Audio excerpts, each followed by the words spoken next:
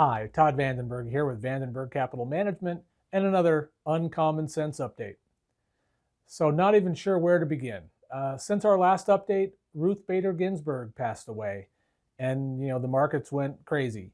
And now we have Donald Trump testing positive for COVID-19 and the markets go crazy. And then he announces that the Republicans should just stop negotiating with the Democrats regarding a fifth stimulus package. They were already at an impasse. I mean, the Republicans wanted about 1.6 trillion and the Democrats wanted 2.6 trillion. And, they were just not seeing eye to eye. So that's not shocking. But again, the markets were volatile. And oh, by the way, in case you missed it, Northern California, specifically the area in which we live, the Sonoma County area, has had fires raging for quite some time. And as many of our clients know, the fires, while they skipped our house just up the street from us, several houses burned down, but our house was spared. But what we learned when we went back in is that the fires came substantially closer than we had ever heard. The fires were actually in our backyard, took out some of our fences, landscape, but the house itself is intact. We have some smoke damage that has to be dealt with, but all stuff that can be handled.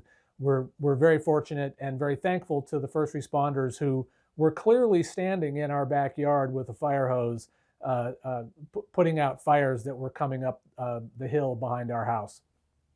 But that's not what I wanted to talk about today.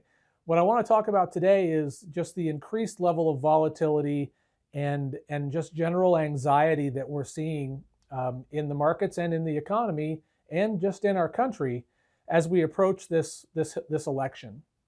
So what we've been doing for the last couple of weeks is we've actually been reducing our market exposure, by a percentage that we think is reasonable, given that it's so uncertain, where things are going to go once the election happens.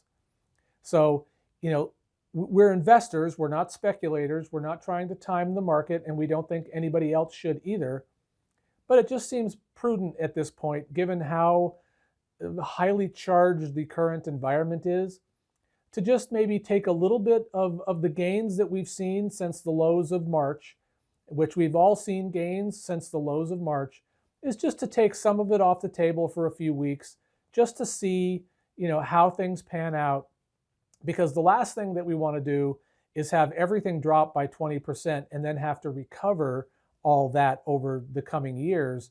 Better to, set a little on the sidelines again, because things have done pretty well since the bottoms of March, and that's what we're telling a lot of people that aren't our clients to do as well.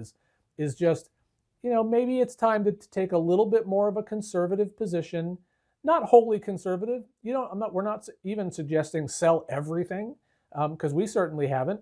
There are high quality things that aren't normally as subject to market volatility that we've held on to and are going to continue to hold on to. But in the current environment, we just think it's perfectly reasonable for people that might be a little unsettled to just take a small step back and put a little of the winnings of the last 6 months or so, set them aside, so that after the election, hey, if the markets look stable and the economic outlook for the country looks sound, then hey, you buy back in and it's as if nothing ever happened. But if after the election the markets don't look at the results in such a favorable way, you'll certainly be happy that you set some cash aside, because now you'll be a buyer in a market that's fallen. So it's just a prudent thing to do at this time. It's not a market timing strategy. It's really just in times of intense volatility, you really want to just, you want to be prudent and you want to be a sound investor. So if anybody has any questions about this or any other financial or economic matter, please feel free to contact me. I'm always here. In spite of the fires, I've been here in the office every day.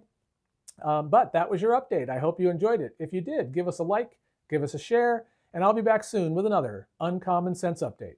Thanks for watching. If you'd like to be the first to hear of more Uncommon Sense updates like these, please click the subscribe button below. We'd really appreciate it. Thanks again.